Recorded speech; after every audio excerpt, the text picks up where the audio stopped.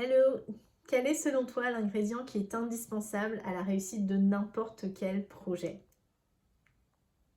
C'est l'énergie.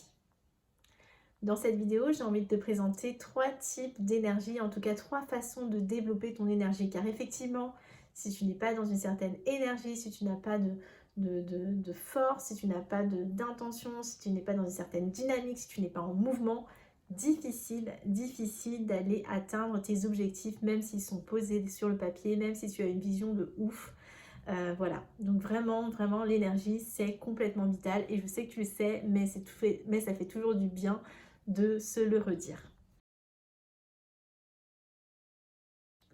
Une première façon de développer ton énergie, tu le sais, c'est de développer ton énergie physique.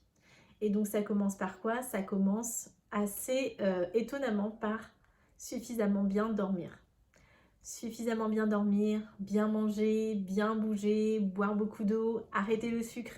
Voilà, tout ça, ce sont des méthodes, en tout cas des habitudes à intégrer que tu connais certainement.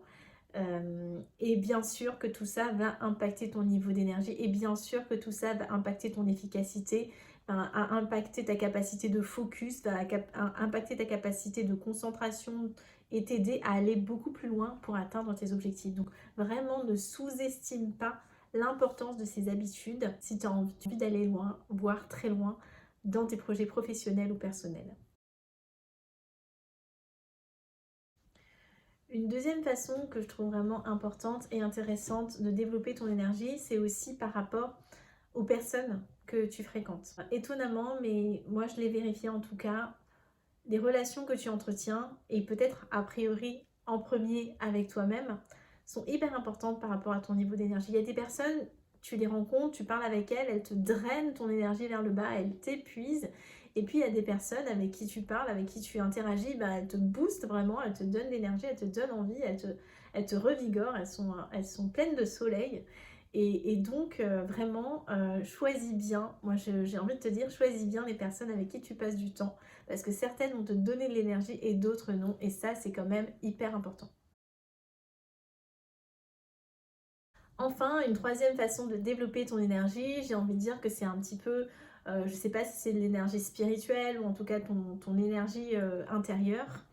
Et ton énergie intérieure, comment tu vas la nourrir? Eh bien, tu vas la nourrir par des choses qui vont t'inspirer. Ça peut être des choses que tu lis ou quelque chose ou des choses que tu vois. Ça peut être te promener dans la nature, ça peut être dessiner, ça peut être juste lire un bon roman.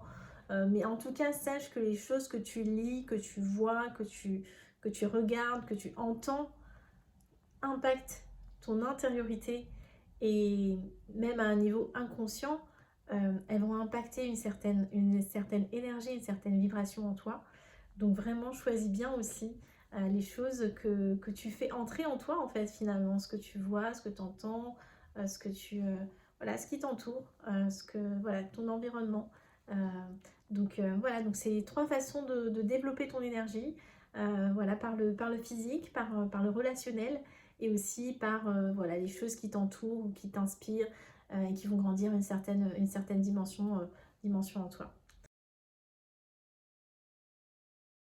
J'espère que cette vidéo t'aura plu, t'aura intéressé, t'aura donné envie de mettre un peu plus de focus, d'intention sur ton énergie, peut-être de développer de nouvelles habitudes. N'hésite pas à me mettre en commentaire l'habitude ou la chose que toi tu as envie d'installer pour les prochains mois pour développer ta propre énergie. À très bientôt.